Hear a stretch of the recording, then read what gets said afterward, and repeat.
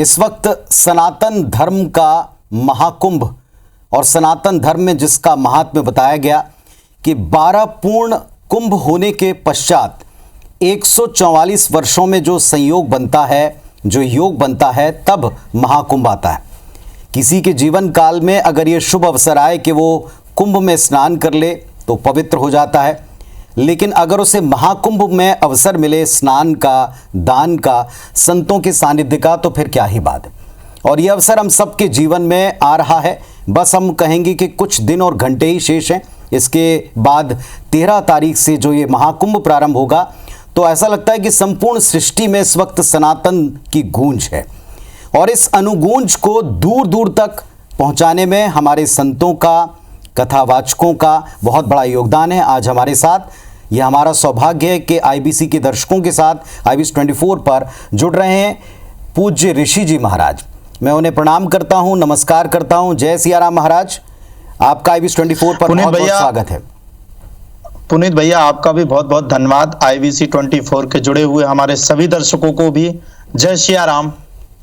जय सिया राम महाराज। और हम सबका जी, सबसे पहले तो मैं यही जानना चाहूँगा, महाकुंभ के बारे में जितना महात्म्य हमने अपने संस्कारों में अपने बुजुर्गों से सुना है, बड़ों से सुना है, ये शुभ अवसर आप युवाओं को क्या कहेंगे? क्योंकि बहुत सी तैयारियां कर रहे हैं। आज की सबसे रीसेंट खबर, एप्पल के जो को फाउंडर हैं उनकी पत्नी कल्पवास पर आएंगी। दूर दूर से लोग आ रहे हैं, लेकिन देश के भीतर आपको लगता है युवाओं के बीच में वो माहौल बन गया है कि वे भी महाकुंभ को उसके महात्म्य को समझ रहे हैं?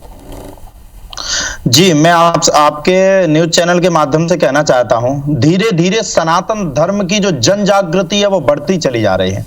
हमारे जो युवा भाई बहन हैं, अभी तक हम सब ने देखा होगा कि कुछ वर्ष पूर्व जो हमारे युवा भाई बहन रहते थे तो वो सभी कहते थे अब इस सब कामों में अभी नहीं जुड़ेंगे, बाद में जुड़ेंगे, बुढ़ापा आएगा तब जुड़ेंगे, अभी इतने जल्दी नहीं जुड़ेंगे। लेकिन आज की जो अवस्था और व्यवस्था का कारण है वो ये कारण है कि सबसे ज्यादा हमारे युवा साथी, युवा भाई, सनातनी हिंदू भाई बहन इस कार्य में जुड़ रहे हैं। ये बड़ा ही परम सौभाग्य है और मैं आप सभी के इस डिबेट के माध्यम से कहना चाहता हूं, 144 वर्ष के बाद ये महाकुंभ जो आया है, हम सबके लिए बड़ा, हम सबका ये दुर्लभ है और हम सबको अपने आप को गौरवान्वित महसूस करना चाहिए कि हमें इस धरातल पे जन्म मिला, हिंदू धर्म में जन्म मिला और सनातनीय कहलाने के हम अधिकारी बने। और स्वयं मैं आप सभी से पुनीत भैया कहना चाहता हूं, 144 वर्ष के बाद यह कुंभ आया और इसमें महाकुंभ में सबसे बड़ी विशेषता हमारे रामलला सरकार जिस कुंभ का निरीक्षण व आशीर्वाद दे रहे हो, इस महान कुंभ में हम सबको गोता लगाने का शुभ अवसर प्राप्त हुआ। ये कल्पवास के बारे में, जैसा मैंने कहा कि एप्पल की को फाउंडर की पत्नी तक इसका महत्व समझ कर आ रही हैं और वे एक अखाड़े में शामिल होकर के बाकायदा 10 से 15 दिन का कल्पवास यहाँ करेंगी। कल्पवास के बारे में थोड़ा युवाओं को बताएं। देखिए, मैं आप सभी से कहना चाहता हूं, ये बड़ा भाग्य और सौभाग्य की बात है। अगर हम वहां पर रह करके अगर कल्पवास करते हैं, वहां पर रह करके अगर हम प्रभु को याद करते हैं तो बिल्कुल जुड़ना चाहिए। और हमारे जो एप्पल के आपने अभी बताया है, जो बहन जी जुड़ रही हैं, उनके अंदर का हिंदू और जनजागृति की ओर चल रहा है। तो हमारे युवा भाई, युवा साथी, देखिए मैं आपको पहले सबसे कुंभ की विशेषता बतला दूं।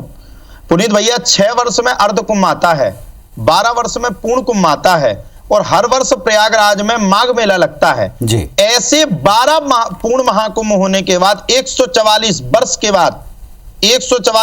के बाद गुरु और सूर्य का मिलन राशि में होना, यह कल्पवास के लिए बहुत अच्छी बात है। इसलिए मैं कहना चाहूंगा हमारे युवा साथी भी उसमें जुड़े और आगे बढ़े। आज के कुछ विषय हैं, मैं उन पर भी आऊंगा, लेकिन चूंकि हमारे दर्शकों को आपका सानिध्य, ये संत समागम प्रथम बार हो रहा है, तो मैं ये निवेदन करूंगा आपसे कि आपके भजन, उनके तो सारे जगत में आपकी वाणी, आपकी मुख से निकले हुए राधा रानी के भजन हों या बालाजी की जैसी आप पर असीम कृपा है, आपके बब्बा जी का आशीर्वाद है, माता पिता जी का आप पर आशीर्वाद है, तो ज़रा एक भजन हो जाए, फिर थोड़ा सा आगे बढ़ते हैं।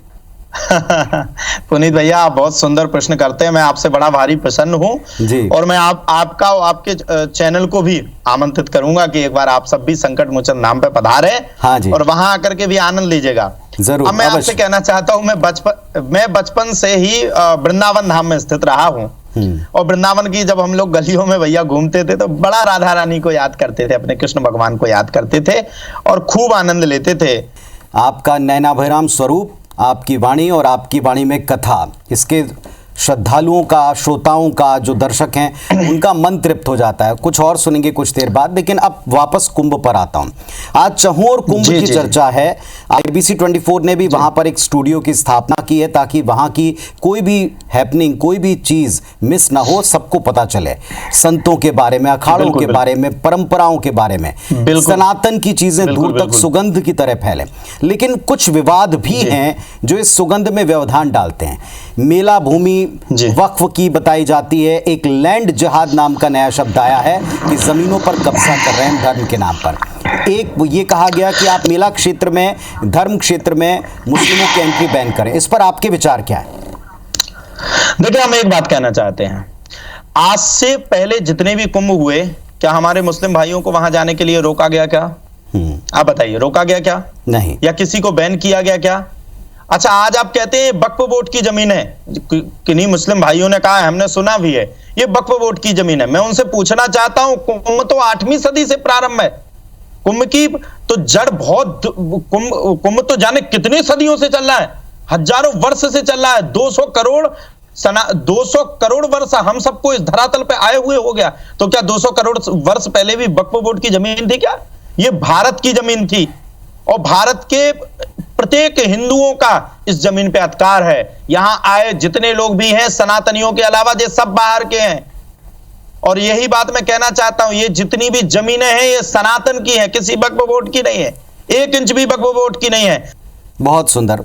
और ऐसा ही प्रयास आप बागेश्वर धाम के पीठाधीश्वर पंडित धीरेन्द्र कृष्ण शास्त्री का भी देखते हैं। उन्होंने एक यात्रा निकाल ली 2025 में। वे उसका और दूसरा हिस्सा लेकर देश में जाएंगे। हमने उन्हें करीब से देखा, मैंने स्वयं ने उनको इंटरव्यू भी किया, उनसे बातचीत भी की थी। उनको सुनने के बाद में ऐसा लगा कि सनातन को आगे पहुंचाना, युवा पीढ़ी तक कनेक्ट करना बड़ा आवश्यक है। यही आपका भी मूल उद्देश्य दिख पड़ता है हमको, जितना मैं आपको देख पाया हूं, सुन पाया हूं। युवाओं को आप ये मैसेज देंगे कि क्या वाकई सनातन खतरे में है? क्योंकि कहाँ हम विश्व गुरु की बात करते हैं और एक तरफ हम कहते हैं सनातन खतरे में। असलियत है क्या? किससे खतरा है? मैं आपसे कहना चाहता हूं, जब आप महाराज जी का इंटरव्यू लेने गए होंगे तो वहां हम भी मिले होंगे आपको। और शायद महाराज जी के साथ हमें 2 दिन जाने का सौभाग्य प्राप्त हुआ। आप एक बात समझिए, सोचने और विचार योग्य की बात है। पूरे भारत नहीं, संपूर्ण जहां देश विदेश में जहां भी हमारे हिंदू भाई बहन रह रहे हैं, 27 वर्षीय एक युवा संत, परम पूजनीय हमारे बड़े भैया हैं, बड़ों का नाम नहीं लिया जाता है, लेकिन हम आपसे कह रहे हैं, पंडित श्री धीरेन्द्र कृष्ण शास्त्री जी महाराज, एक 27 वर्षीय युवा संत को पैदल पैदल चलते हुए आप सबने देखा। उन्हें किसी टीआरपी की जरूरत नहीं, किसी चीज के वो मोहताज नहीं। वो तो आज अपने आप में जहां भी खड़े हो जाते हैं वहां हिंदुत्व की बात प्रारंभ हो जाती है। लेकिन उन्होंने ये यात्रा क्यों प्रारंभ की? क्योंकि हम सबके अंदर जातियों का भेद है। उन्होंने कहा ये ब्राह्मण, ये क्षत्रिय, ये वैश्य, ये शूद्र। हम कहना चाहते हैं जातिगत व्यवस्था अपने आधार पर है, लेकिन हिंदुत्व व्यवस्था सभी जाति है समान, इसलिए हिंदू राष्ट्र है महान। बहुत अद्भुत, अद्भुत, बहुत सुंदर, बहुत सुंदर।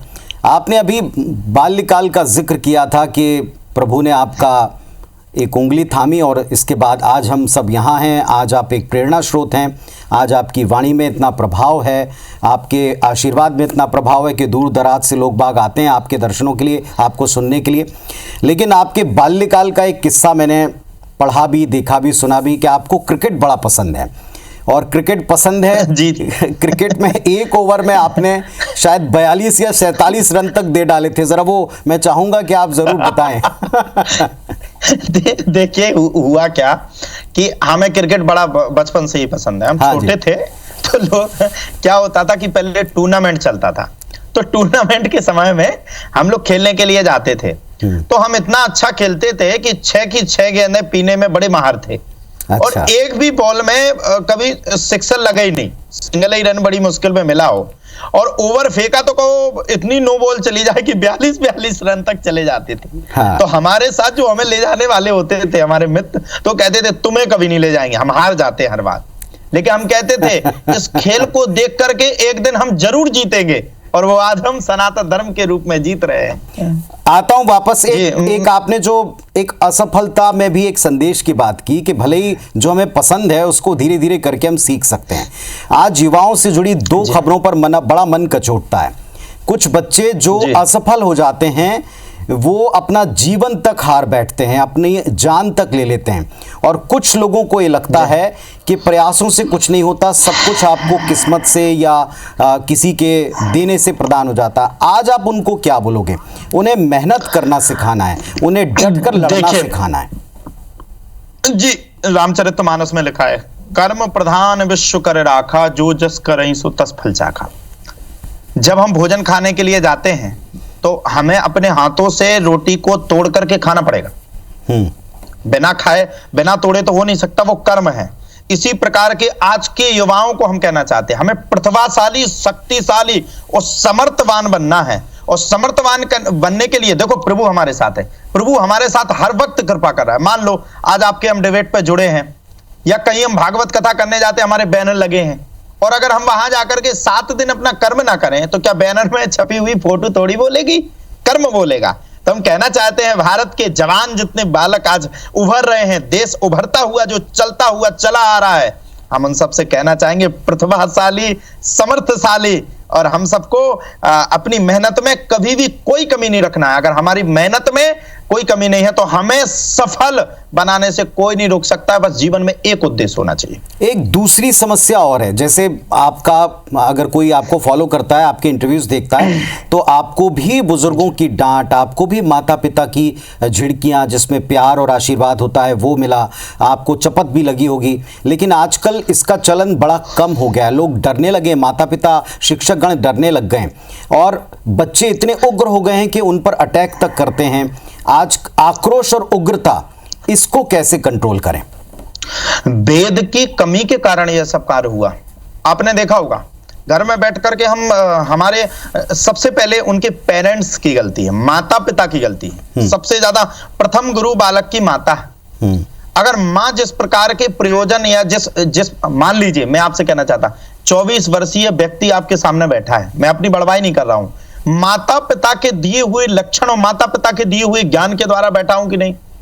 अगर मान लो मेरे माता पिता की इच्छा नहीं होती कि मेरा बेटा भागवत करे, तो मेरी इच्छा होती, लेकिन माता पिता की जब इच्छा होती तब तो पढ़ने जाता। मैं कहना चाहता हूं, ये कमी भारत में सबसे ज्यादा खल रही है। आजकल के बच्चे माता पिता को जवाब देने लगे हैं हर बातों पे। ये क्या है? ये हमारी गलतियां हैं। हमने अपने बालकों को कभी बचपन में रामचरितमानस का पाठ नहीं पढ़ाया। हमने सीता और राम की, भगवान मर्यादा पुरुषोत्तम राम की कथा को नहीं सुनाया कि एक वो राम थे जिन्होंने अपने पिता के लिए 14 वर्ष का वनवास ग्रहण किया।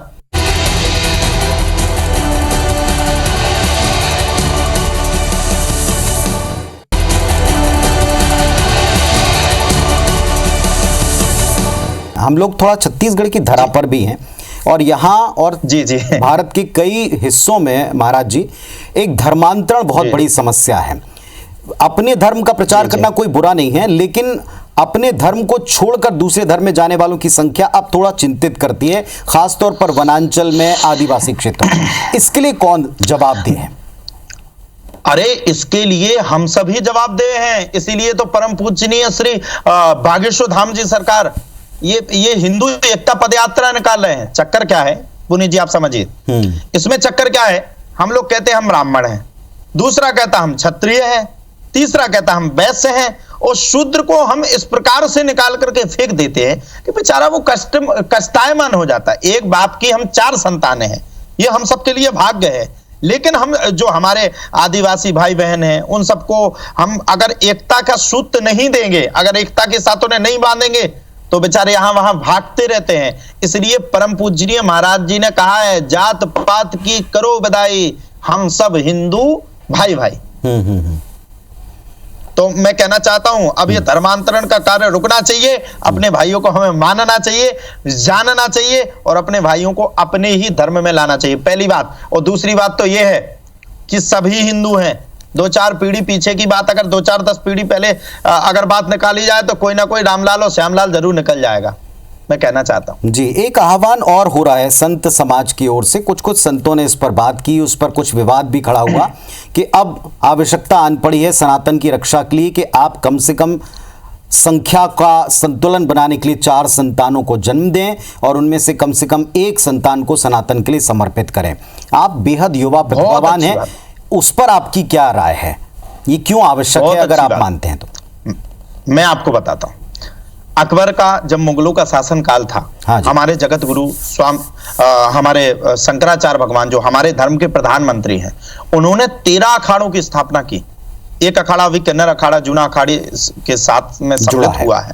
तो ये 13 जुड़ा है। ये 13 अखाड़े बनाने की हमारे शंकराचार्य जी को क्यों आवश्यकता पड़ी? क्योंकि उस समय मुगलों का इतना बड़ा शासन काल था कि हमारे धर्म को ये लोग बिल्कुल मिटाना चाहते थे। तो हमारे परम पूज्य महाराज जी ने 13 अखाड़ों का हमारे शंकराचार्य भगवान ने निरूपण किया, और उन अखाड़ों में शस्त्र और शास्त्र की शिक्षा हम सबने दी। धीरे धीरे आप लोग देख रहे होंगे आसपास के देशों में, बांग्लादेश में क्या हो रहा है, हिंदुओं के साथ कितना बड़ा अत्याचार हो रहा है। लेकिन महाराज जी, जिस प्रखर वाणी से आप ये बात कह रहे हैं, इस प्रकृति पर ही इन सारी संतानों का एक तरह से लालन पालन की जवाबदेही होगी, एक भार बढ़ेगा। उसके लिए आप क्या विचार रखते हैं? क्योंकि इसका विरोध बहुत हो रहा है। लोग कहते हैं व्यवहारिक नहीं है, आज की तारीख में ये व्यवहारिक नहीं है। देखिए, संतों का तो अपना मन विचार है। 4 नहीं तो कम से कम 2 संतान तो हो। एक संतान तो सनातन के लिए आगे बढ़े। अच्छा, आप बताइए, सनातन का अगर बेड़ा हम नहीं उठाएंगे, हिंदू नहीं उठाएंगे, तो कोई दूसरा थोड़ी उठाएगा। निश्चित हमें अपने धर्म की रक्षा करना। धर्मो रक्षति रक्षता। पुनीत जी, हम आपसे कहना चाहते, धर्म की रक्षा करेंगे तब तो हमारी रक्षा होगी। पहले तो धर्म है, पहले राष्ट्र धर्म राष्ट्र, ये दोनों हमारे लिए महत्वपूर्ण है। आप बचपन में माताओं के बड़े फेवरेट थे। लोग बाग आपको आसपास बुलाती थी माताएं, और आपसे हरि कथा का कोई अंश सुन लेती थी या भजन सुनती थी। ऐसे यहाँ बहुत सारे लोग हैं जो भी इस वक्त आपको सुन रहे हैं और बार बार कह रहे हैं कि आपका अपना सबसे पसंदीदा कोई भजन हो, कोई स्तुति हो, कोई पंक्तियां हों, आप समर्पित करें। आप बताएं। राम जैसा नगीना नहीं सारे जग के ही बजरिया में, राम जैसा, अरे हाँ राम जैसा नगीना नहीं सारे जग की ही बजरिया में। मैं तो मूरत सजाऊंगी अपने मन की ही मुदरिया में। एक जाते जाते मैं आपसे ज़रूर पूछूंगा, हालांकि मुझे पता है, मैंने देखा है, लेकिन फिर भी मैं पूछूंगा ताकि दर्शक भी ये जान सकें।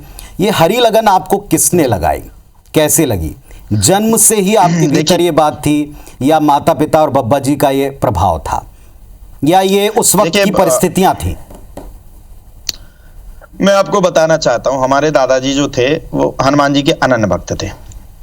भागवत कथा वो करते थे, और हमारे कई पीढ़ियों से, आज भी आप हमारे गांव क्षेत्र में कभी आए, मेंदवारा है, स्याउनी मेंदवारा के बीच में हमारा धाम है। वहां हम गांव की पंटाई करते हैं, और हमारे दादाजी लोगों को विभूति इत्यादि देने का भी कार्य कर देते थे, और भागवत कथा करते थे। तो देखो, वो तो एक रक्त में संचाय होता है, तो रक्त का भी एक प्रभाव कह लीजिए, माता पिता का आशीर्वाद कह लीजिए। अंत में युवाओं को एक लाइन में, चाहे कुंभ को लेकर, शिक्षा पद्धति को लेकर, सनातन को लेकर, आपका उपदेश या सीधा आदेश? मैं आप 2 बातें युवाओं से कहना चाहता हूं। धर्म भी जरूरी है, धर्म को पहचानिए, हम हिंदू हैं, और कर्म भी जरूरी है। शिक्षा पर हमें जोर देना चाहिए, जिसमें हम शिक्षित हो सकें, लोगों को जवाब दे सकें, और शिक्षा पर जोर दे करके अपने धर्म को भी आगे बढ़ाने का कार्य आज के युवाओं को करना चाहिए।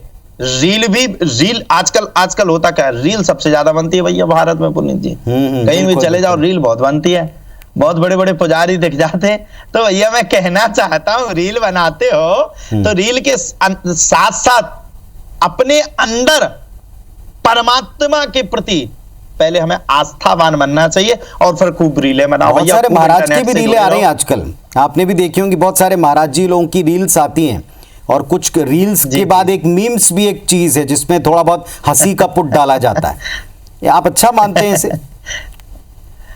देखिए, मैं कहना चाहता, मैं किसी के प्रति टिप्पणी नहीं करूंगा पुनीत भैया, मैं किसी के प्रति नहीं कहूंगा, सबसे छोटा। ठीक बात है। चलिए, चलते चलते अगर एक कोई मंत्र या कोई एक बात आप कहना चाहें ध्यान की एकाग्रता को लेकर, आध्यात्म को लेकर, तो वो क्या होगी हम सब के लिए? देखिए, हमें प्रतिदिन अपने घर में एक घी का दीपक जलाना चाहिए।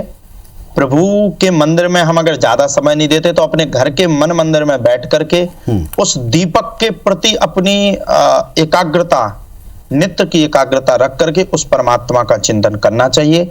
वो 5 मिनट का चिंतन हमें लगता है हमारी समस्त चिंताओं को दूर कर सकता है।